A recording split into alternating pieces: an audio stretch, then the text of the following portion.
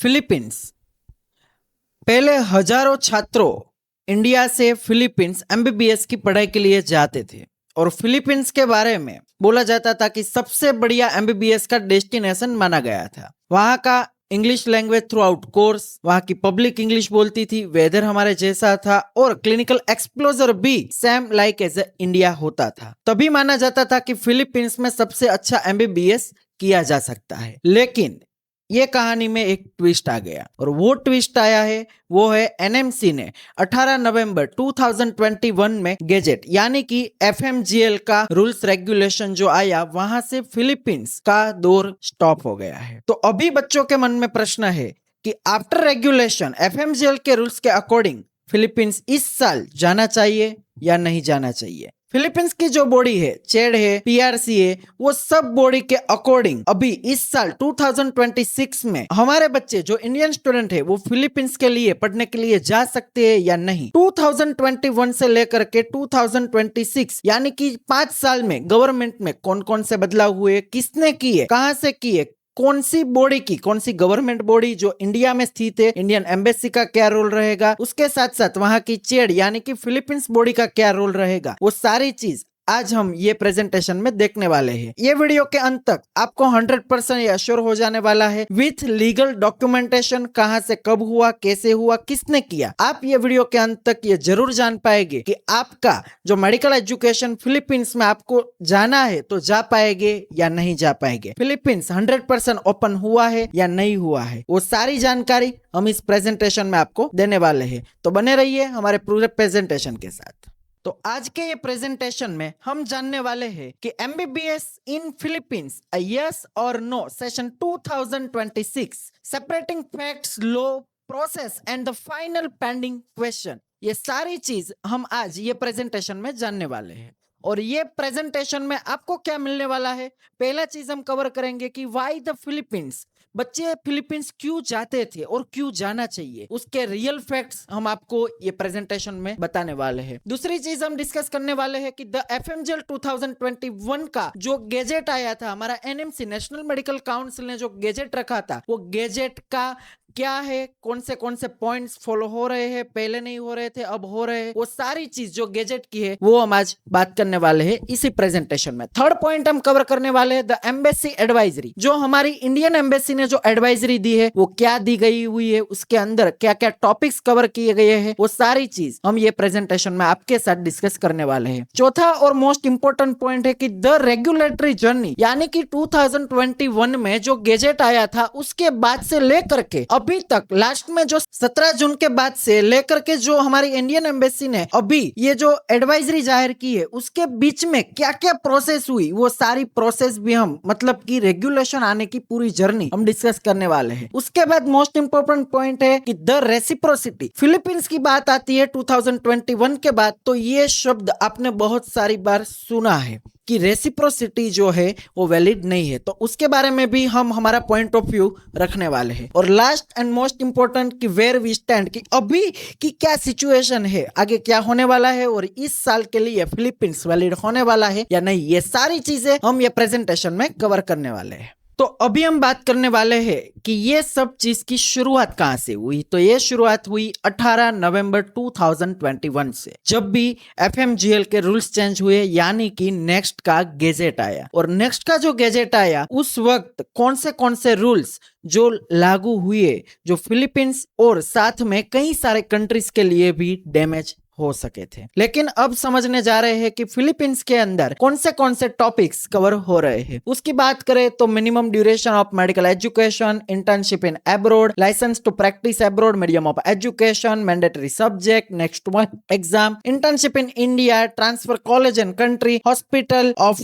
Institution and contact of course और training. ये सारे मेजर प्रॉब्लम्स जो थे वो गैजेट में एफएमजीएल के रूल्स में हमारी इंडियन गवर्नमेंट ने जो 18 नवंबर 2021 को दिए गए थे उसमें सारी चीजें इन डिटेल लिखी हुई है। उसी वक्त एक ऐसा टॉपिक था जो फिलीपींस गवर्नमेंट के दौरान या चेड एफएमजी का दोनों का रूल्स रेगुलेशन मैच नहीं कर पा रहा था। वो था licence to practise in abroad. ये वाला जो टॉपिक था, ये फुलफिलमेंट उस वक्त किसी भी कारण से दोनों गवर्नमेंट के बीच नहीं हो पा रहा था। लेकिन उसके दौरान क्या हुआ, पीआरसी और हमारी इंडियन गवर्नमेंट ने मिलके ये 5 साल में जो भी उसने सॉल्यूशन निकाला है, उसके बाद पीआरसी के अंडर में पीएलई एग्जाम ली जाएगी। यानी कि अभी इंडियन स्टूडेंट्स को भी वहां की PLE exam, Philippines licence exam देने का मौका मिल जा रहा है। यानी कि अब जाकर के ये गैजेट के सारे नियम जो है वो फिलीपींस गवर्नमेंट फुलफिल कर पा रही है, ऐसा हम बोल सकते हैं। हम आगे भी देखते जाएंगे कि कौन से रूल्स है और इसके दौरान गैजेट में क्या क्या चेंजेस किस तरीके से फिलीपींस गवर्नमेंट और इंडियन गवर्नमेंट में किए गए हैं। अभी हम जानने वाले हैं मोस्ट इंपोर्टेंट पार्ट कि फिलीपींस बच्चे क्यों पढ़ने जाते थे। उसके बारे में हम डिस्कस करें तो why Philippines for medical education, क्यों बेस्ट रहा है फिलीपींस बच्चों के लिए, बच्चों की पहली पसंद फिलीपींस क्यों रहती थी एमबीबीएस के लिए। उसके बारे में हम बात करें तो पहला टॉपिक है English speaking country. Yes my dear, Philippines is one of the most English speaking country. आप एशिया की बात करें तो एशिया में लगभग सबसे बड़ा लार्जेस्ट 6 नंबर का जो इंग्लिश स्पीकिंग कंट्री है वो फिलीपींस है। दूसरी बात करें तो हाई पेशेंट इंटरेक्शन, यानी कि फिलीपींस जो है वो टुकड़े में जरूर बता है, टापू वाला कंट्री है, लेकिन उसके साथ साथ वहां की जो पॉपुलेशन है वो सबसे ज्यादा है और वो पॉपुलेशन के हिसाब से वहां के हॉस्पिटल्स में सबसे ज्यादा पेशेंट जो है वहां के हॉस्पिटल के अंदर आते हैं। इसलिए बच्चा जब क्लिनिकल रोटेशन और इंटर्नशिप में जाता है तो सबसे बढ़िया पेशेंट के साथ कम्युनिकेशन कर पाता था, क्योंकि उसका इंग्लिश लैंग्वेज, हमने आगे बात की उस तरीके से, इंग्लिश लैंग्वेज वहां के लोग जानते हैं, इंग्लिश स्पीकिंग कंट्री है और वहां के पेशेंट का फ्लो भी बढ़िया आता था। इसीलिए ये दो चीज के लिए बच्चे जो है क्लिनिकल रोटेशन और इंग्लिश स्पीकिंग कंट्री है उसलिए फिलीपींस में पढ़ने जाते थे। हम तीसरी बात करें तो स्ट्रॉन्ग क्लिनिकल इंटरैक्शन, मतलब कि स्ट्रॉन्ग एकदम क्लिनिकल रोटेशन जो है एकदम बढ़िया, यानी कि ओरिजिनल कैडेवर, ओरिजिनल बॉडी पे वहां पे पढ़ाया जाता था। वहां की लैब्स जो थी हमने बताई उस तरीके से इंग्लिश में तो पढ़ाया जाता था, वहां के लोग भी इंग्लिश में बोलते हैं, बात करते हैं, उसके साथ साथ ओरिजिनल बॉडी पे पहले साल से पढ़ाया जाता था, तो बच्चे क्लिनिकल स्टडी भी अच्छे से कर पाते थे। और हम बात करें यूएस बेस्ड करिकुलम, यानी कि अमेरिकी पद्धति से वहां पे स्टडी करवाया जाता था। और एक बात बताऊं कि यूएस करिकुलम होने के हिसाब से, यानी कि पहले प्री कोर्स उसके बाद उसका मेडिकल कोर्स करिकुलम था, उस हिसाब से बच्चा जो था उसका इंग्लिश बैरियर लैंग्वेज भी अच्छा हो जाता था और साथ में वो क्लिनिकल में भी अच्छा हो जाता था, मेडिसिन में भी अच्छा परफॉर्मेंस कर पा रहा था। अब आगे और भी टॉपिक की बात करें कि जो डिजीज है वो सेम लाइक एज इंडिया, क्योंकि वहां का वेदर जो रहता था वो सेम लाइक इंडिया है और उसी के दौरान हमारे इंडिया में जैसे रोग होते हैं, डिजीज होते हैं, सेम लाइक ऑफ डिजीज वहां पे होते हैं। वहां के पेशेंट जब भी बच्चा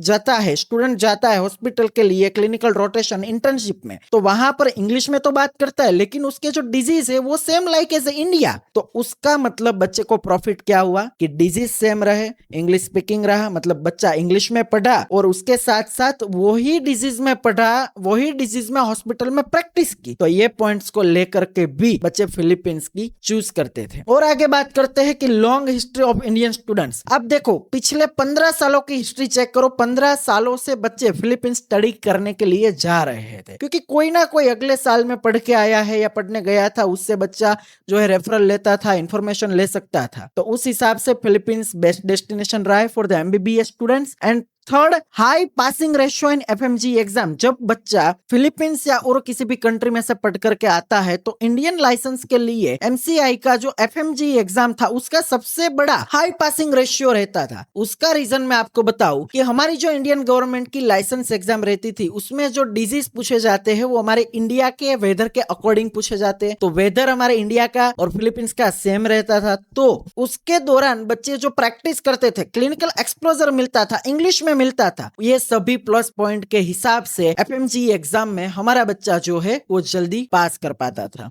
नेक्स्ट हम बात करेंगे कि स्ट्रक्चर क्लिनिकल एक्सप्लोजर। हमने बात की कि बच्चा जो है क्लिनिकल एक्सप्लोजर में भी स्ट्रक्चरली पढ़ाई करता था, इसी हिसाब से बच्चों की और पेरेंट्स की सबसे पहली पसंद फिलीपींस हुआ करता था। अब हम बात करने जा रहे हैं मोस्ट इंपोर्टेंट पॉइंट। हमने आगे देखा कि फिलीपींस में बच्चे क्यों पढ़ने जाते थे, उसके बाद हमने देखा कि पढ़ने जाने का बंद क्यों हुआ। एमबीबीएस का कोर्स जो है फिलीपींस में तो शुरू है, लेकिन इंडियन गवर्नमेंट में जो 2021 में गैजेट एफएमजीएल रूल पास किए उसके बारे में हमने डिस्कशन की। अब हम जानने वाले हैं कि 17 जून 2026 यानी कि कुछ देर पहले इंडियन एम्बेसी जो मनीला स्थित है फिलीपींस में, उसने एक एडवाइजरी जाहिर की है और वो एडवाइजरी में उसने क्या लिख करके दिया है, लेट्स सी। चलो हम उस पर बात करते हैं। उसमें लिखा गया है कि जो चेड है वहां की बॉडी है कमीशन ऑन हायर एजुकेशन, उसने लेटर दिया था 8 मई 2025 को, ठीक है। एक साल पहले एक लेटर पास किया था कि एमडी डिग्री यानी कि यहाँ का इक्विवेलेंट टू एमबीबीएस कोर्स जो है वो हायर एजुकेशन इंस्टीट्यूट एचईआई, मतलब फिलीपींस की जो हायर एजुकेशन इंस्टीट्यूट की ग्रुप ऑफ स्कूल में जो भी यूनिवर्सिटी जुड़ी हुई है वो सारी यूनिवर्सिटी अब फॉरेन मेडिकल ग्रेजुएशन लाइसेंस यानी कि एफएमजीएल नेक्स्ट के सारे रूल्स फॉलो कर रही है। कौन से रूल्स फॉलो कर रही है उसके बारे में भी डिस्क्रिप्शन एडवाइजरी के अंदर बता गया है। वो क्या है कि 54 month doctor of medicine programme in CHED recognise HEI यानी कि हायर एजुकेशन और चेड की जो एसोसिएटेड कॉलेज है जिसने चेड और एचईआई यानी कि फिलीपींस बॉडी ने जो वैलिड की गई हुई यूनिवर्सिटी से कॉलेज है वो 54 मंथ का स्टडी अब करवा रही है। दूसरी चीज बताई गई है कि मैंडेटरी सब्जेक्ट जो रहेंगे शेड्यूल 1 यानी कि एनएमसी का जो गैजेट था यहाँ पे लिखा हुआ है कि 18 नवंबर 2021 इंडिया का एनएमसी ने जो गैजेट नोटिफिकेशन दिया गया हुआ था उसके शेड्यूल 1 के अंदर जो भी सब्जेक्ट दिए गए हैं वही सब्जेक्ट जो है फिलीपींस पढ़ा रहा है। नेक्स्ट बहुत इंपॉर्टेंट बात की है कि पूरा जो प्रोग्राम है एंटायरली इंग्लिश मीडियम में रहने वाला है, तो वो प्रश्न भी हमारा सोल्व हो गया है। Next most important part 12 month internship in the same medical institution और इट्स अटैच हॉस्पिटल, यानी कि जो इंटर्नशिप का मसला था वो भी अब सोल्व हो गया है। यानी कि जो यूनिवर्सिटी है वो उसकी खुद की हॉस्पिटल या फिर उसके इंस्टीट्यूशन की अटैच हॉस्पिटल में जाके बच्चा इंटर्नशिप कर सकता है। और अब हम बात करने जा रहे हैं सेकंड पॉइंट में। उसने बताया है कि रिजोल्यूशन नंबर 73 में क्या बताया है कि फिलीपींस ने 11 मार्च 2026 को एमडी प्रोग्राम को चेड रिकॉग्नाइज और एचईआई यानी कि हायर एजुकेशन इंस्टीट्यूशन ने मिल करके एनएमसी के रेगुलेशन जो रहने वाले हैं वो इंडियन स्टूडेंट्स के लिए उसने जो है वो रेगुलेशन में एम्बेसी की अपर बॉडी यानी कि हाउस ऑफ रिप्रेजेंटेटिव में प्रेजेंट किया था। हम आगे ये वीडियो में क्या प्रेजेंट किया गया था, ये रिजोल्यूशन नंबर 73 क्या है वो भी हम इसी वीडियो में आगे देखने वाले हैं, तो बने रहिए ये वीडियो में। तो आपको ये जो रिप्रेजेंटेटिव हमारा जो हाउस ऑफ रिप्रेजेंटेटिव है उसने क्या बताया था और ये 73 नंबर के रिजोल्यूशन में क्या हुआ था वो भी हम देखेंगे। उसने क्या बताया कि वो प्रेजेंटेशन में ये दिया गया था कि पीएलई एग्जाम जो है वो हमारे इंडियन बच्चे भी दे सकते हैं। उसके बारे में सेम चीज लिखी हुई है थर्ड पॉइंट में कि एज पर the existing law of the Philippines, मतलब फिलीपींस का जो लॉ है उसके अंदर medical graduation are required to take and qualify the physical licensure exam यानी कि PLE exam for registration and the grant to licence to practise medicine in the Philippines. यानी कि जो बच्चा फिलीपींस में पढ़ रहा है उसे लाइसेंस टू प्रैक्टिस चाहिए, जो हमारे एनएमसी के गैजेट में बताया गया है वो मिल पा रहा है, उसके लिए उसे पीएलई का एग्जाम कंप्लीट करना रहेगा। और एक चीज फोर्थ पॉइंट जो लिखा है हाउएवर यानी कि एक और टॉपिक पीएलई के बारे में ऐड करके बताया गया है कि जो फॉरेन मेडिकल ग्रेजुएशन जो बच्चे हैं can take PLE only if the law of their country permit Filipino citizen to practise medicine under the same rules and regulation that govern their own citizen. यानी कि इस चीज को बोलते हैं रेसिप्रोसिटी, यानी कि फिलिपिनो बच्चों को इंडियन गवर्नमेंट को भी फिलिपिनो स्टूडेंट को जो है वो लाइसेंस देने रहेगा। तो उसमें क्या लिखा है इसने कि guidance from the complete authority in Indian और establishing the reciprocity required under Philippines law is awaited. यानी कि यह टॉपिक पे अभी हम वेट कर रहे हैं। अभी नेक्स्ट है फिफ्थ पॉइंट पे लिखा गया है according to CHED there is no requirement to qualify the PLE for the medical graduation वो entitled to practise in the USA UK Canada Australia Switzerland. यानी कि इसका मतलब ये हुआ कि अगर बच्चा एमबीबीएस के लिए फिलीपींस चूज करता है तो फिलीपींस के बाद उसे अगर फिलीपींस में प्रैक्टिस नहीं करनी है, उसे अगर यूके यूएसए कनाडा जैसे कंट्री में प्रैक्टिस करनी है तो उसे पीएलई एग्जाम देने की जरूरत नहीं है, सीधा बच्चा यहाँ से जा सकता है। इसका मतलब बहुत ही क्लियर है, यानी कि बच्चे को इंटरनेशनल एक्सपोजर चाहिए तो सबसे बड़ी अपॉर्चुनिटी मिलने वाला देश यानी कि एक ही कंट्री है, वो है फिलीपींस। यानी कि बच्चा सीधा फिलीपींस से यूके भी जा सकता है, कनाडा भी जा सकता है, स्विट्जरलैंड भी जा सकता है और यूएसए भी जा सकता है। हमने आगे बात की, उस हिसाब से यूएसए बेस्ड करिकुलम है, वर्ल्ड के जो टॉप कंट्रीज है वहां पे विदाउट एग्जाम वो जा सकता है। यानी कि आप सोच सकते हैं कि उसकी डिग्री की वैल्यू क्या रहने वाली है। नेक्स्ट हम लास्ट पॉइंट के बात करने वाले हैं कि prospective students who intend to take admission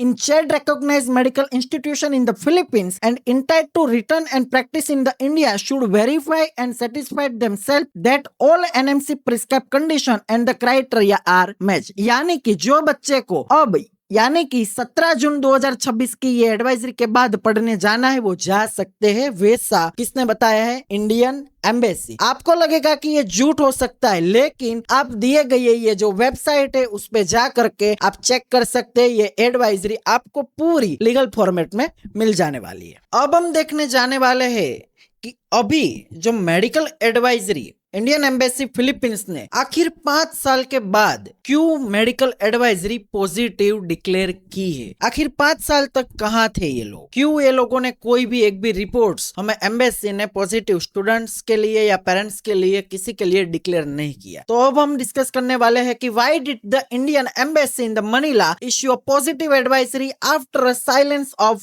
5 years। The advisory is the result of continuous institutional engagement, regularity, developments and the documents process in the Philippines. यानी कि अभी तक एम्बेसी क्या कर रही थी उसके बारे में हम बात करेंगे कि एक एक चीज जो है विथ डॉक्यूमेंट के साथ उसे प्रेजेंट करनी थी। अभी जो एडवाइजरी उसने जो दी गई हुई है, जो डायरेक्टली जाहिर की गई है उसकी ऑन वेबसाइट पे, वो वेबसाइट पे जाहिर करने के पहले उसने सारे डॉक्यूमेंटेशन अलग अलग इंस्टीट्यूशन के साथ, अलग अलग बॉडीज के साथ, यानी कि हमारी इंडियन गवर्नमेंट है तो एफएमजीएल रूल्स जो है, एनएमसी है, जो भी बॉडीज है, कई सारी बॉडीज उसके पीछे काम करती है। एजुकेशन मिनिस्ट्रीज है, वो सारी बॉडीज जो है वो काम करती है। वैसे ही फिलीपींस की बॉडी की बात करें तो चेड है, पीएलई एग्जामिनेशन बॉडी है, पीआरई है, एचईआई है यानी कि हायर एजुकेशन इंस्टीट्यूशन है। इसी सारी नेशनल इंटरनेशनल बॉडी के रूल्स रेगुलेशन के साथ उसे एडवाइजरी जाहिर करनी होती है। तो वो क्या क्या हुआ आइए हम देखते हैं। उसका पहला टॉपिक जो है कंटिन्यूअस मॉनिटरिंग, यानी कि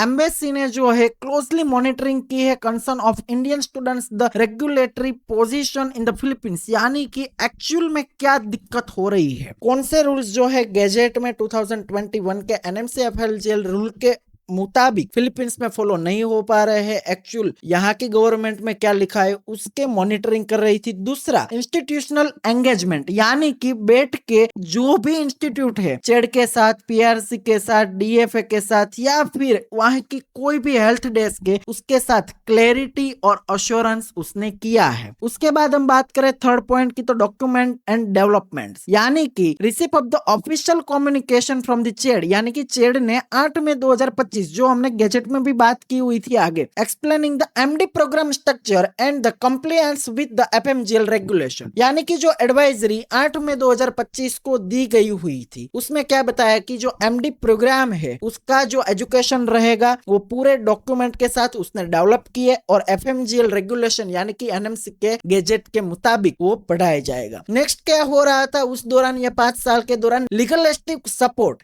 यानी कि हाउस ऑफ रिजोल्यूशन नंबर 73 11 मार्च 2026 को जब भी उसने सबमिट किया था तब भी फिलीपींस का एमडी प्रोग्राम जो है उसकी रिक्वायरमेंट क्या थी, वो सारी रिक्वायरमेंट फुलफिल करने के लिए यहाँ पे ये लोगों ने जो है वो हाउस ऑफ रिजोल्यूशन नंबर 73, हम आगे भी उसके बारे में डिस्कस करने वाले हैं। तो ये चीज हुआ। उसके बाद reciprocity issue under the process, अभी भी रेसिप्रोसिटी के लिए अंडर द प्रोसेस है, लेकिन Philippines authority have acknowledge the reciprocity required and are the actively working with the India for a resolution, यानी कि उस पर अभी भी काम जो फिलीपींस गवर्नमेंट है, हमारी इंडियन एम्बेसी है, वो कर रही है और वो पॉजिटिवली कर रही है। और student interesting and the safety, यानी कि largest growing number of the Indian student pursuing the medical in the Philippines with the safe and supportive environment. साथ में ये भी सोचती रही कि फिलीपींस में इंडियन स्टूडेंट्स जो है ज्यादा से ज्यादा आए और एमबीबीएस का जो है प्रोग्राम कंप्लीट कर सके। यानी कि हमारी एम्बेसी ने अभी जो मेडिकल एडवाइजरी जाहिर की गई हुई है जो 17 जून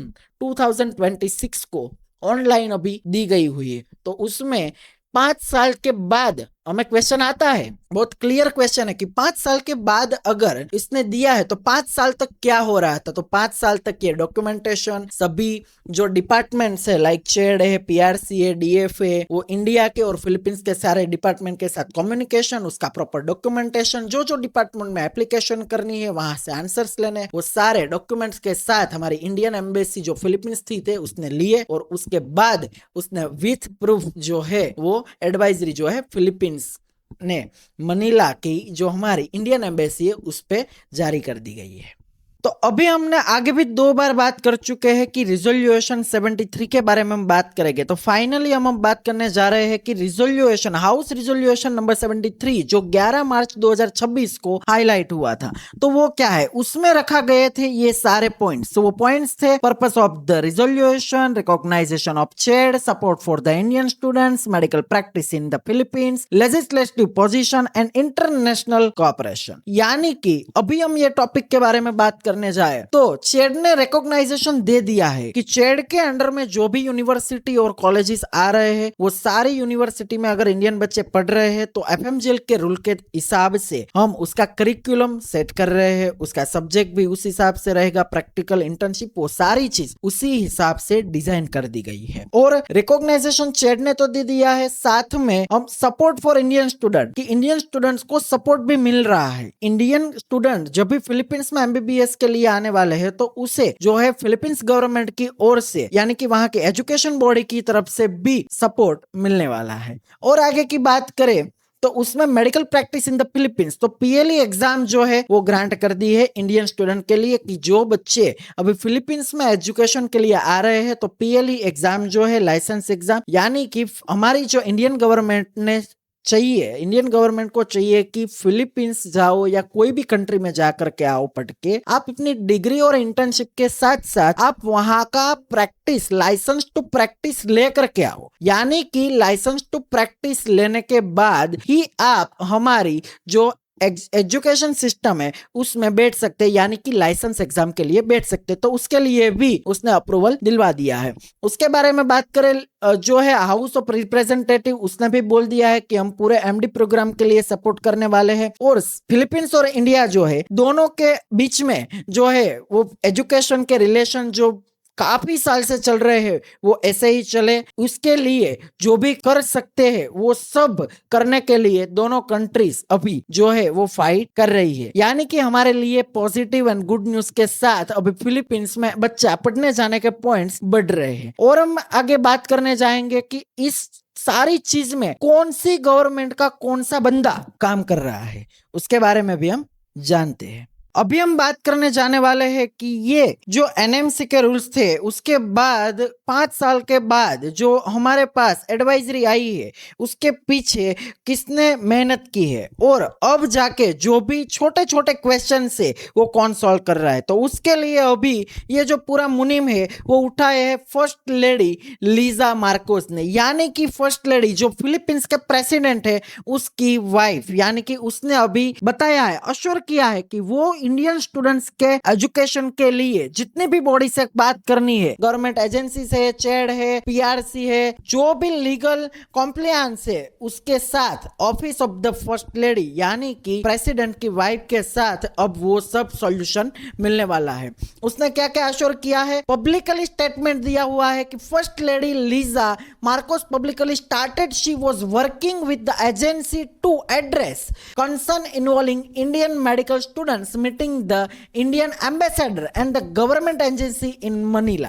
ये जून महीने में अभी 1-1.5 महीना पहले पब्लिक स्टेटमेंट दिया है मैडम ने, यानी कि जो फर्स्ट लेडी है, प्रेसिडेंट की वाइफ है, उसने क्या बताया है कि वो अभी पर्सनली इन्वॉल्वमेंट ले रही है और उसने इंडियन एम्बेसडर और गवर्नमेंट के साथ मनीला में मीटिंग स्टार्ट कर दी है। उसके बाद बात करें कि high level involvement eight top level reflect a political commitment, यानी कि उसने जो भी रिकॉग्नाइजेशन इसके साथ जुड़े हुए हैं वो सारे रिकॉग्नाइजेशन के साथ काम करना शुरू कर दिया है। अभी हम आगे बात करेंगे कि वो जो लेडी है उसने किस किस टॉपिक पे काम करना शुरू कर दिया है। ये जो है मैम मार्कोस, वो first lady of the Philippines, और ये है फिलीपींस के प्रेसिडेंट, यानी कि जैसे हमारे प्रेसिडेंट है मोदी साहब, नरेंद्र भाई मोदी, उसी तरीके से फिलीपींस के प्रेसिडेंट जो है सर, उसकी वाइफ जो है वो ये सारी चीज अब personally for the Indian students conduct कर रही है। उसने बताया कि उसका कमिटमेंट टू इंडियन स्टूडेंट्स ने उसके क्या कमिटमेंट्स है कि officially documentation and clear guidance, यानी कि जो जो छोटे छोटे कंसर्न्स जो है एफएमजीएल रूल के बारे में अभी भी एडवाइजरी के बाद भी जो स्टक हो रहे हैं, वो डॉक्यूमेंटेशन प्रोसेस वो जल्द से जल्द करवा के वो रिजॉल्व कर रहे हैं। उसके बाद इसने बताया है कि facilitated regularity support and the coordination safe welcoming and the student friendly environment transparent process for the education and license and the strong India Philippines partnership for the education। अभी जो जिम्मेदार व्यक्ति है उसने भी बोल दिया है कि अभी सब सॉल्व हो जाने वाला है, तो अभी हम इस पे ट्रस्ट कर सकते हैं। लेकिन ये तो लिखा हुआ है, आप देख सकते हैं कि एम्बेसी ने, हमारी इंडियन एम्बेसी ने पोस्ट किया हुआ है 5 जून को, और किस किस मिनिस्ट्री के साथ मीटिंग हुई थी, ministry of external affair, government of India, department of foreign affair, Republic of the Philippines, bureau immigration, Republic of the Philippines, चेड, PRC, काफी सारे ऐसे बॉडीज जो है वो इंडिया के और फिलीपींस सबको बुलाया मैडम ने, मार्कोस मैम ने जो फर्स्ट लेडी है उसने बुलाया, उसके साथ मीटिंग की। आप देख सकते हो यहाँ पे हमने लिंक भी दी गई हुई है,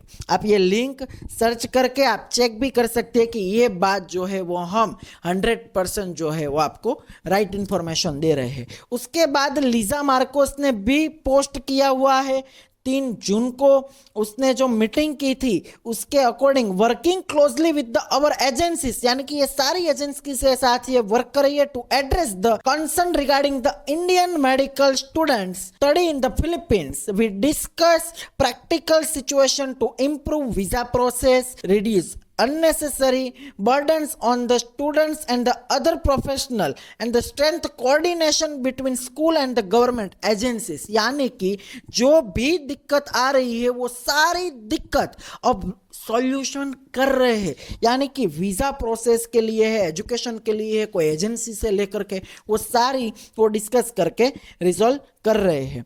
उसके बाद आप देख सकते हैं ये पूरी मीटिंग की गई हुई है, उसके लाइव फोटोज भी मैम खुद इंडियन एम्बेसडर है, उसका हमारा इंडियन कोऑर्डिनेटर है, वो सारे लोगों के साथ में मैडम ने बैठ करके जो है मीटिंग कंप्लीट कर दी थी।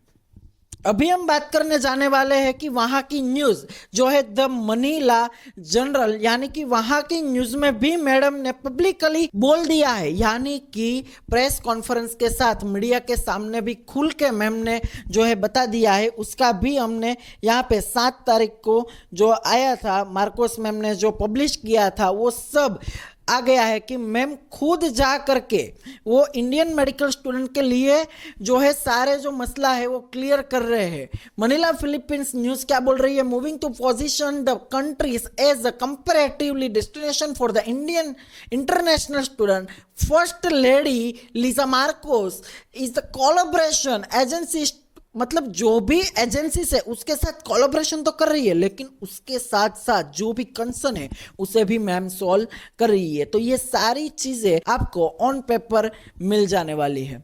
अभी हम बात करेंगे कि पहले से लेकर के एंड तक क्या क्या हुआ है। पहली बात करें तो 2023 में पीआरसी क्लैरिफिकेशन हुआ, यानी कि फिलीपींस रेगुलेशन कमेटी ने क्या बताया कि public clarification on the pathway for the foreign graduation and the reciprocity requirement, मतलब कि 2023 में क्लियर हुआ कि ग्रेजुएशन में जो बच्चे आ रहे हैं वो मुद्दा एक है, और उसके बारे में बाद में जो पॉइंट्स है वो है रेसिप्रोसिटी। उसके बाद 2024 में क्या हुआ कि प्रपोजल एमरेज 2, मतलब कि मेडिकल एक्ट जो है उसका वो क्या बता रहा है उसके बारे में उसने सॉल्यूशन किया, यानी कि फॉरेन ग्रेजुएट्स जो है उसके बारे में लाइसेंस का जो मुद्दा निकला था वो 2024 में आया था। उसके बाद 2024 के बाद 8 मई 2025 में, यानी कि चेड कम्युनिकेशन आया कब, 8 मई में। तो चेड ने, हमने आगे भी बात की कि एमडी प्रोग्राम के लिए उसने राइट्स दे दी है कि हमारी फिलीपींस में जो भी चेड रिकॉग्नाइज कंट्री है चेड रिकॉग्नाइज जो भी कॉलेज है, यूनिवर्सिटी है हमारे फिलीपींस कंट्री में, वो सारी यूनिवर्सिटी अब एफएमजीएल यानी कि एनएमसी के रूल्स के मुताबिक जो है पढ़ाई करवा रही है। वो कब बताया चेड ने? 8 मई 2025 को। उसके बाद एडवाइजरी हुई, हमने बात की रिजोल्यूशन नंबर 73 11 मार्च 2026 को। तो उसके बारे में वो हाउस ऑफ रिप्रेजेंटेटिव को फॉर्मली एडॉप्ट किया और ये मसला भी क्लियर किया। उसके बाद हम बात करेंगे फर्स्ट लेडी की कि जून 2026 में हमने बात की कि मार्कोस मैम ने किस तरीके से मीटिंग की और सारी एजेंसी जो बॉडीज है उसके साथ मिल करके किस तरीके से सॉल्यूशन निकाल दिया है। और 17 जून को फाइनली हमारी इंडियन एम्बेसी ने जो है पॉजिटिव एडवाइजरी दे दी है। अभी हम आगे बात करने वाले हैं कि किस तरीके से कौन से ऐसे स्टेप्स है। If nothing will happen, why are all this step happening? कुछ हुआ ही नहीं है। काफी सारे लोग बोलते हैं कुछ हुआ नहीं है। अब फेयर क्वेश्चन टू आस्क, उसके क्वेश्चन क्या रहेंगे? Why did चेड formally communicate with the Indian embassy? ये कुछ हो ही नहीं रहा है तो चेड इंडियन एम्बेसी के साथ बात क्यों कर रही है? Why was the resolution number 73 adopted? मतलब ये जो प्रपोजल रखा गया हुआ था हाउस में तो उसे एक्सेप्ट क्यों किया? Why did the first lady engage with the agencies on the Indian medical students? यानी कि ये जो फर्स्ट लेडी है, प्रेसिडेंट की वाइफ है, उसने क्यों इंडियन बच्चों के लिए जो है आवाज उठाई? आगे बढ़े। फिर और एक क्वेश्चन आ सकता है कि why was the matter taken up to legislative? यानी कि दोनों कंट्री के बीच क्या बेटर हो सकता है उसके बारे में बात हो रही है। Why have proposal to reform the medical act been pose? यानी कि हायरिंग हो रही है, अलग अलग बॉडी के साथ मीटिंग्स हो रही है, ये क्यों हो रही है? Why does the latest embassy advisory issue this advisory now after a long silence? यानी कि 5 साल हमारी इंडियन एम्बेसी ने क्यों कुछ नहीं दिया और आखिर में 5 साल बाद अभी 17 जून को दिया तो पॉजिटिव न्यूज क्यों दिया? ऐसे काफी सारे क्वेश्चन जो है आपको लोग पूछते हैं। ये सारे क्वेश्चन के आंसर हमने पूरे प्रेजेंटेशन में आपको दे दिया है। अभी हम मेन चीज यानी कि कंक्लूजन में आते हैं कि should students consider the Philippines today? आज के जो बच्चे हैं जिसने नीट 2026 में या उससे पहले अपीयर की है तो वो बच्चा एमबीबीएस के लिए फिलीपींस पढ़ने जा सकता है या नहीं? तो हमारे पॉइंट ऑफ व्यू से हम आपसे बात कर रहे हैं, तो वो पॉइंट ऑफ व्यू से बात करें तो yes, why yes, the Philippines has shown one of the most structured and the transparent institutional response to the Indian FMGL regulation. और किसी भी कंट्री ने इतना ट्रांसपेरेंट प्रोसेस अभी तक डिक्लेयर किया नहीं है। इसने तो बता दिया कि पीएलई एग्जाम्स लेने वाले हैं, कौन से कंट्री में वैलिड है, कहाँ नहीं है, ड्यूरेशन, सारी चीज ऑन पेपर उसकी एजुकेशनल बॉडी यानी कि यहाँ वहां की जो गवर्नमेंट है उसके साथ मिलकर के सारा क्लियरेंस ऑन पेपर दे दिया गया है और एडवाइजरी भी हमें इंडियन एम्बेसी ने दे दी है यानी कि ग्रीन जोन हमें मिल गया है। तो यस, अभी अवर एडवाइस टू स्टूडेंट, हमारी एडवाइस है can choose the Philippines for its regulation framework. अगर आपको पढ़ने जाना है तो आप पढ़ने जा सकते हैं, सारे डॉक्यूमेंटेशन आप चेक कर सकते हैं और वो चेक करने के बाद आप अपना खुद का डिसीजन आप खुद ले सकते हैं। तो Philippines 2026 process with a pending final milestones यानी कि द पास्ट इज डॉक्यूमेंट यानी कि Philippines has a long history of the educating Indian medical students. आप एक बात पे सोचिए कि सबसे ज्यादा बच्चे हर साल 15,000 से ज्यादा बच्चे फिलीपींस में मेडिकल एजुकेशन के लिए जाते हैं। ये बात पे भी आप सोच सकते हैं। The process is the documented यानी कि चेड कम्युनिकेशन और resolution number 73 legislative activity high level interconnection यानी कि कम्युनिकेशन कंटिन्यू हो जा रहा है यानी कि आप सेफ हो जा रहे हैं।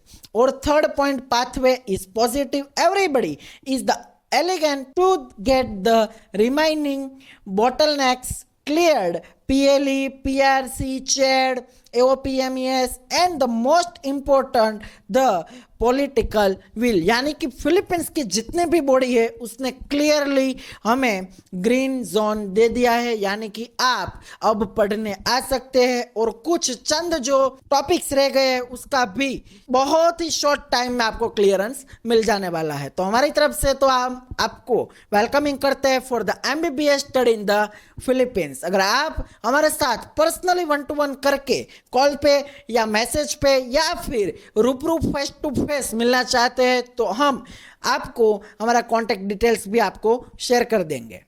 आखिर में अब एक ही क्वेश्चन आपके दिमाग में है, आप पर्सनली कंसल्टेशन के लिए मिलना चाहते हैं, राइट? तो उसके लिए आप मुझसे यानी और मेरी टीम से आप मिल सकते हैं। उसके पास आपको मिल जाएगा सॉल्यूशन कि आपका पर्सनलाइज डॉक्यूमेंटेशन के साथ कौन से यूनिवर्सिटी, चेड और HEI यानी कि higher educational institution recognise college है वो जानना भी आपके लिए बहुत ज़रूरी है। सारी चीज़ हम ये प्रेजेंटेशन में आपके आगे नहीं रख सकते, लेकिन आप अगर पर्सनली कांटेक्ट करना चाहते हैं तो आप हमारा कांटेक्ट नीचे दिए गए नंबर पे कर सकते हैं, हमें रूबरू भी मिल सकते हैं और ऑनलाइन मीटिंग के लिए भी आप अपना consultation free of cost book कर सकते हैं। धन्यवाद।